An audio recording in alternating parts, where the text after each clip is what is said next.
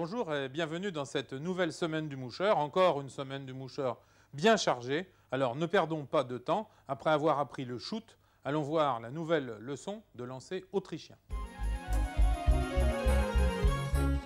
Aujourd'hui, en technique et matériel, nous sommes encore ensemble, ici au bord du magnifique gave de Mauléon, pour notre leçon de lancer autrichien. Nous avons appris la dernière fois le shoot, donc on a bien assimilé qu'il faut un bon geste arrière et devant, charger la canne maximum avec l'énergie pour que la soie soit projetée. On a appris qu'il est très nécessaire d'avoir un shoot car souvent derrière la berge est montante ou avec des arbres ou autre chose pour atteindre le poisson devant. On a appris aussi que la canne surchargée, donc si on tient trop de fil en l'air derrière et devant, plie et ne projette plus. C'est pour ça qu'un poids bien défini sert à projeter votre soie comme il faut. Et là on est aujourd'hui au point crucial, c'est le poids qu'il faut pour votre canne pour projeter. Avant qu'on commence à lancer, il faut être clair, on a la soie à arracher. Donc aujourd'hui, nous parlons de l'arracher. Si vous avez la soie par terre, pour lancer, pour sécher la mouche, pour atteindre votre poisson, pour vous directionner, pour viser, avant tout, il faut la lever, la soie, la lever en l'air. Donc, on l'arrache. Maintenant, on l'a en l'air et ensuite, on peut shooter. Mais l'arracher est très important et il faut faire attention car il n'y a pas du tout le même effort demandé à la canne quand on arrache le fil sur l'eau que quand on tient la soie dans l'air. Ici, pour la canne, aucun problème. Regardez, sans geste, sans force, ça roule. Mais quand j'ai la même soie dans l'eau, donc tenue par le fil de surface de l'eau, là, la canne, elle peine. Voyez-vous? Alors, ça, c'est une chose importante à savoir. Il est évident que si vous avez des soies intermédiaires qui coulent très légèrement ou plongeant et très plongeant, que votre soie qui est complètement immersée dans l'eau, que c'est encore plus difficile. Donc il faut toujours trouver la bonne distance à arracher votre fil pour ensuite enchaîner avec un lancer bien. Alors je vais vous montrer qu'est-ce que ça fait. Alors là maintenant je vais lancer un peu plus loin. Et je lance donc ma soie à travers de la rivière et voilà. Et maintenant je vais essayer d'arracher ça. Vous allez voir qu'est-ce qui se passe. Regardez, là, j'y arrive mais avec un effort terrible de tendre la soie derrière. Mais c'est pas bien. Regardez, là, elle tombe derrière et mon lancer n'est pas bien. Regardez, même moi j'y arrive pas. Vous avez vu?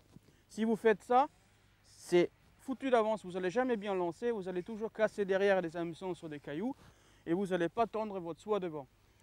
Donc on raccourcit et regardez quand on raccourcit, donc là je rentrais à peu près 3 mètres, regardez, là j'arrive à tendre, là la soie en l'air, je lâche un peu derrière, je lâche un peu devant, derrière, et là je lance plus loin et je regagne ma distance. Donc on ramène pour l'arracher, on ramène 2-3 mètres, on sent après le poids pour la canne, là c'est bien, là c'est bien, là je lâche fil un peu et là je lâche vers devant. Hop, et c'est tout. Et donc, toujours pas vouloir arracher tout à la fois. Maintenant, si on est dans un endroit comme ici, on a un arraché qui s'appelle arraché roulé, qui est très joli, vous allez voir. C'est juste la cerise sur le gâteau. On tend le fil et en tournant la canne, regardez, hop, et ça ne fait pas de vagues sur l'eau. Regardez. En tirant, on tourne comme un tire-bouchon et c'est chouette. Regardez ça. On tire, hop. Et là, ça ne fait pas de vagues quand on est dans un endroit comme ici très calme. C'est apprécié et c'est un joli geste. Regardez encore. Et bien voilà. Une dernière fois, et je vous quitterai avec cette image. Regardez, on tend le fil et on tire. Hop, et ça ne fait pas de vagues sur l'eau. Alors quand on pêche à la mouche et particulièrement en mouche sèche, on recherche les gobages. Parfois on en voit des tout petits. C'est notre séquence, l'environnement du pêcheur. Aujourd'hui, dans l'environnement du pêcheur, je voudrais vous parler d'un phénomène important pour vous, qui est l'éclosion et donc les gobages sur les émergentes d'éphémères.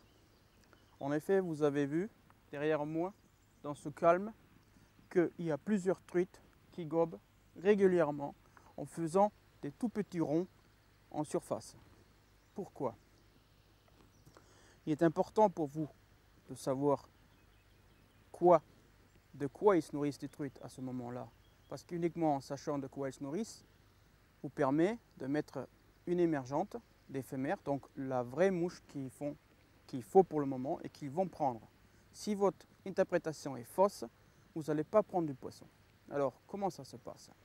Il faut savoir que ici, nous sommes dans une zone de basse montagne où nous avons des moyens courants. Nous avons donc une granulométrie moyenne, à peu près des graviers de 2-3 cm à la taille d'un œuf. Et on sait que ce biotope est habité par des éphémères de taille petite qui sont des nageantes. Nous avons dans nos rivières en France 2 grandes familles qui sont les éphémérella, donc la ignita, et nous avons la grande famille de Beitidae, des Beitis. On sait ça. Ensuite, on sait que sur une rivière comme ici, nous avons sur toute la surface, dans les interstices, des larves qui vivent 1 an dedans et qui vont arriver après 1 an à la maturité qui va faire leur sortie de l'eau pour en fait devenir au stade adulte. On sait aussi que les éphémères n'ont pas de stade de pupa. Ils sont donc un cycle de vie incomplète. Alors, pourquoi vous allez savoir que ce sont des gobages sur éphémères? Parce qu'on sait qu'un gros nombre d'éphémères fait l'éclosion en même temps sur un secteur de rivière bien précis. Premièrement. Deuxièmement, leur éclosion, au rapport au sedge que nous allons voir ultérieurement, se fait assez lentement. C'est-à-dire que la nymphe qui quitte les interstices où elle est protégée va monter en surface, soit activement en nageant, soit passivement parce qu'il y a une bulle d'air qui se crée dans le dos. Elle va donc monter actif ou passif, être suspendue en dessous des pellicules de l'eau et dériver sur des mètres et des mètres. Qu'est-ce qui n'est pas le cas pour des sedges. Ça fait que on sait que dans la rivière, des courants se regroupent à des endroits où il y a toujours plus de nourriture, car la rivière se rétrécit, ou dans le cas ici précis, la rivière qui vient de en haut bute là-bas, et donc le plus gros de nourriture passe à l'autre côté. Donc vous ne voyez pas des gobages ici devant moi, parce qu'il n'y a pas de nourriture, elle est là-bas. En plus, des truites qui savent qu'il y a beaucoup de nourriture qui va venir dans leurs veines, se mettent en surface et ne viennent pas du fond pour gober en surface, mais qui sont en surface. Donc, vous avez de suite compris qu'un poisson qui est tout près de la surface et qui a une nourriture abondante qui arrive, a à faire un tout petit déplacement pour la prendre. Or, un poisson qui vient du fond freine en surface, fait un gros splosh, et c'est pas ça. Donc ici, regardez bien, vous avez vraiment le nez qui sort de la truite parce que des milliers d'émergentes d'éphémères passent près d'elle et elle est en surface. Petit gobage discret, régulier, éphémère, émergente. Alors moi j'aime bien pêcher avec des grosses mouches. Alors Eric m'a fait particulièrement plaisir parce qu'aujourd'hui il a fait un streamer. Et en plus un streamer fait avec du bucktail. Alors on aurait pu le chasser à l'arc aux États-Unis. Celui-là, je ne sais pas trop d'où il vient. Mais en tout cas, allons tout de suite retrouver la séquence La mouche de la semaine.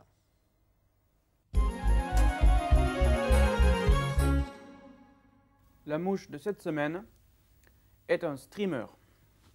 Un streamer inventé par des Anglais pour le réservoir, mais lequel se pêche très très bien en ruisseau, en rivière. En fait, il s'appelle Black Dose. C'est un streamer très très fin. Il imite donc un alevin en pleine eau et pas un chabot au fond. On le pêche donc avec une soie flottante et on l'anime dans le courant. Ces mouches-là se construisent toujours de la même manière. Il n'y a que des matériaux qui changent. Vous pouvez utiliser des bucktails comme nous allons le faire, mais vous pouvez aussi utiliser des plumes de marabout ou des synthétiques. Important est que son corps est très allongé, très fin, et que l'aile aussi n'est pas très fournie mais très fin. Voyons au tableau comment on le monte. Pour cette mouche, nous utilisons un hameçon streamer bucktail avec l'œillet vers le bas, 4 fois long, de taille 2, 4, 6 ou 8 selon la température d'eau, la profondeur que nous allons pêcher et les truites, est-ce qu'il y a la grosse ou la petite. On commence bien entendu par une petite tag ou queue derrière, rouge. Ensuite, le corps va être très fin en polypropylène en mèche et il va être noir, cerclé d'un tinsel pour donner un peu d'attraction à la mouche. Donc j'insiste, ce corps doit être très très fin, bien allongé et cerclé un petit peu. Ensuite, l'aile se fait avec du bucktail, une sous-couche rouge. Donc les fibres doivent être alignées avec les queues. Et sur le rouge, une aile noire qui couvre. Aussi en bucktail, exactement la même longueur. Ensuite, on va encore faire une petite gorge en plume de coque saddle rouge. Tout ça se termine par une tête, ici bien vernie à plusieurs couches pour que la mouche reste solide même après plusieurs lancers et même après plusieurs attaques de truites. Voyons maintenant qu'est-ce qu'il nous faut comme matériaux et matériel pour la réaliser. Comme d'habitude, mon étau préféré avec des mâchoires autoserrants. Il nous faut un fil de montage, plutôt du gros fil pour des gros matériaux. Ensuite, un ciseau pour des poils et des gros matériaux. Ensuite, un ciseau pointe fine. On ne sait jamais si on casse même le gros fil, il faut un enfileur ou passe-fil. Bien entendu, une aiguille à dubin et du vernis, ici incolore mais peut être aussi noir. Qu'est-ce qui concerne les matériaux? Commençons par les hameçons. Donc un hameçon streamer, l'œillet vers le bas, 4 fois long, ici taille de 4. Le corps polypropylène, ici c'est du Antron en mèche, donc une fibre triangulaire qui fait un effet prismatique dans l'eau, qui répartit la lumière bien. Ensuite, un double lurex tinsel, c'est-à-dire un tinsel qui est d'un côté doré et de l'autre côté il est argenté, qui va faire le rib. Pour des cercles, pour la queue en fait ici, du saddle coque rouge, ainsi pour des checks, donc pour la gorge. Et ensuite, du bucktail, qui existe bien entendu en toutes les couleurs. Donc ici, vous le trouvez dans le commerce par paquet, comme disent les Américains, des bundles ou des combos. Ou si vous voulez, ça existe aussi en queue entière. Donc le bucktail, il faut savoir, c'est la queue du chevreuil américain. Donc ça existe en entier ou plus pratique pour l'amateur, en petits morceaux de différentes couleurs pour faire des mouches différentes. Mettons-nous maintenant à l'étau et montons la mouche. Enroulement du fil de montage. On va en arrière. Donc ici c'est le fil qui est assez gros. On va faire la queue avec un plume de saddle qu'on va couper un segment. Donc ça va faire carrément une queue de poisson. Voilà. On met ça. On fixe bien. Hop. Parfait. Le sous-corps, donc ici, polypropylène noir en 30 donc. Il faut bien fixer jusqu'en arrière. Le tinsel. C'est du mylar, en fait, c'est pas du tinsel métallique, c'est un fil plastifié qui est souple, qui se travaille plus facilement car il est moins rigide. On solidifie bien et on va devant à 3/4. On enroule donc l'antron noir. On fait encore, comme je le dis, pas très épais.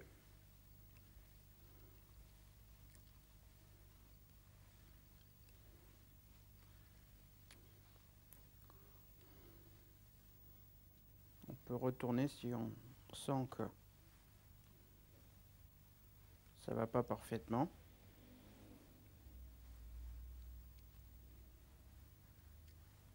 Voilà. Et on retourne devant pour avoir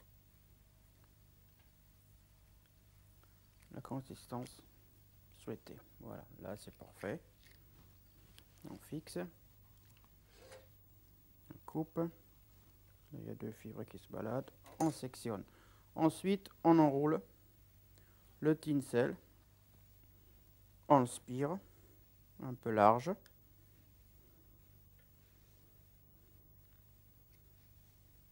Pour faire vraiment un leurre qui brille un peu. Hop.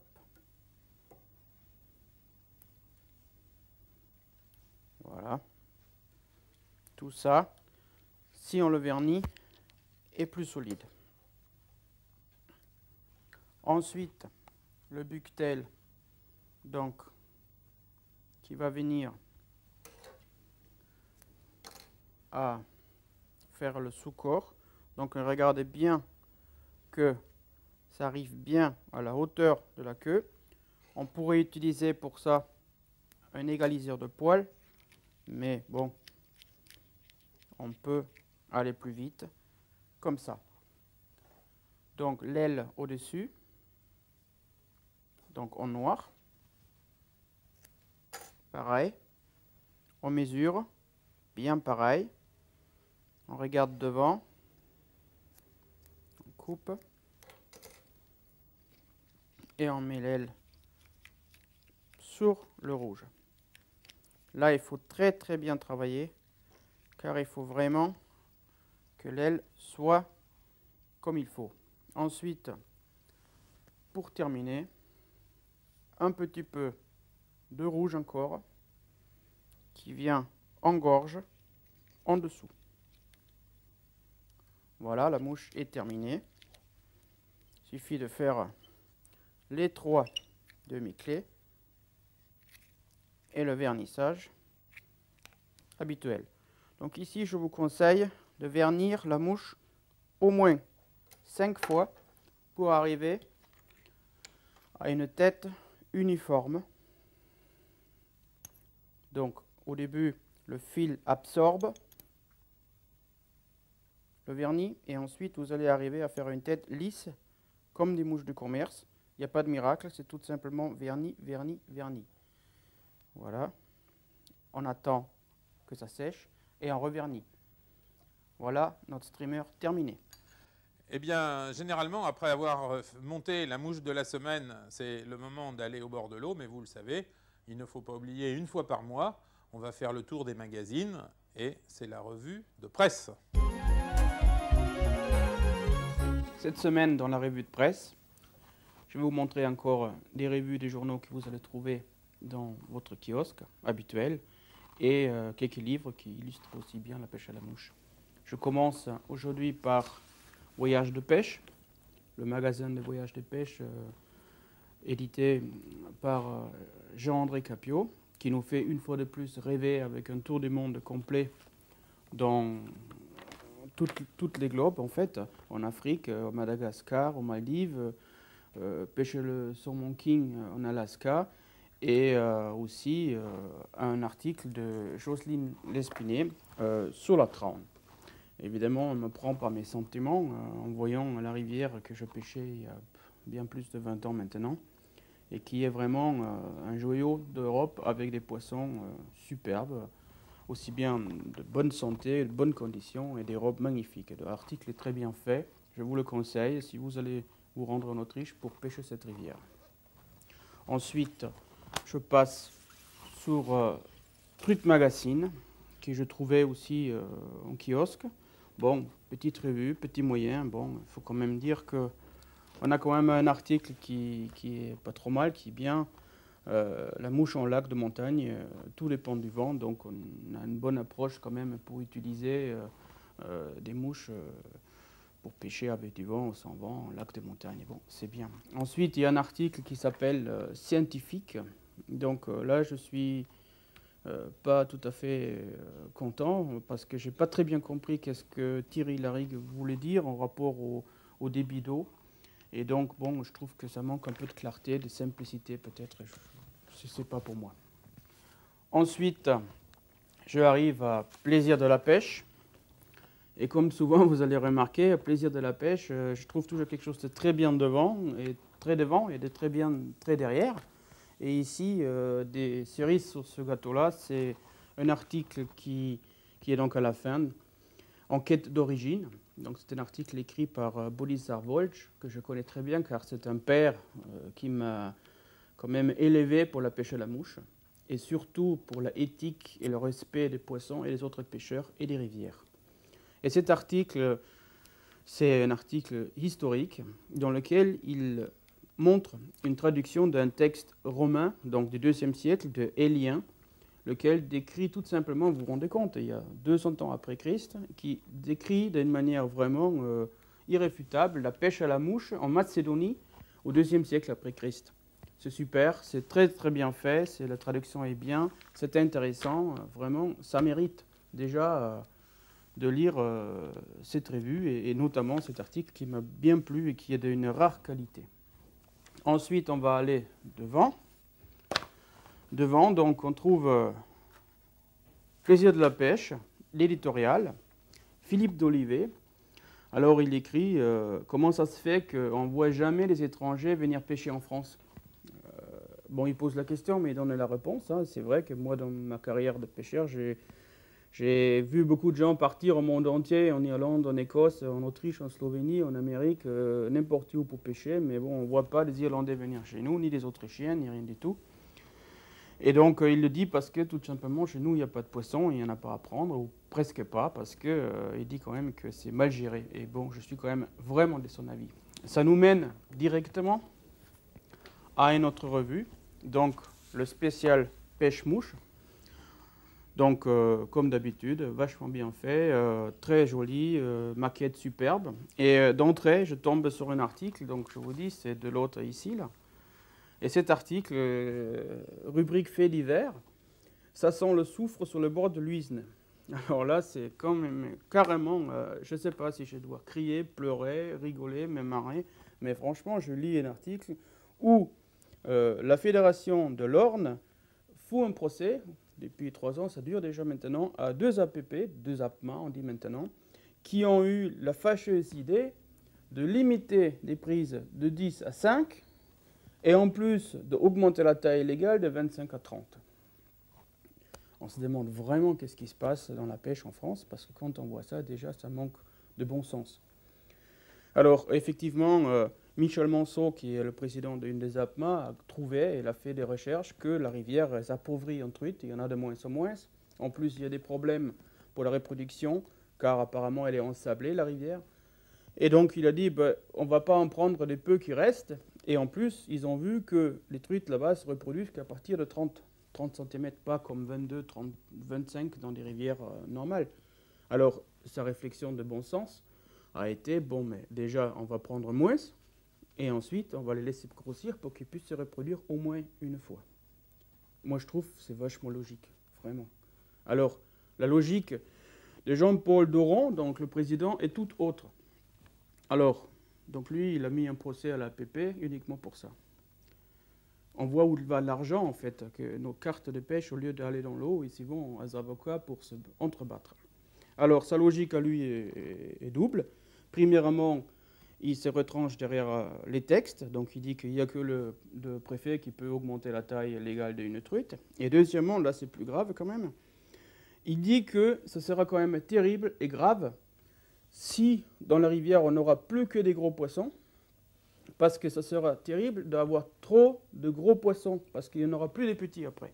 Alors, monsieur Doron, je préfère qu'est-ce que vous préférez? D'avoir rien dans la rivière ou beaucoup de gros poissons? Alors ça, je crois que quand on en aura trop de gros, on pourra toujours en prendre quelques-uns. Mais pour le moment, il vaudrait mieux quand même y arriver à y en avoir quelques-uns. Bon, c'est nul. Ensuite, dedans, il y a un dossier sur le black bass qui est très très bien fait. Et il y a d'autres articles très intéressants, notamment un article comme Comment réussir des photos de pêche. Très bien fait, bon conseil, c'est super. Et il y a quand même aussi un dossier de montage sur des poppers. Et en plus, il y a une belle réussite d'entreprise française dans les articles pêche à la mouche. Donc c'est Bidos qui fait des billets dorés pour des casques d'or. Et voilà, c'est super.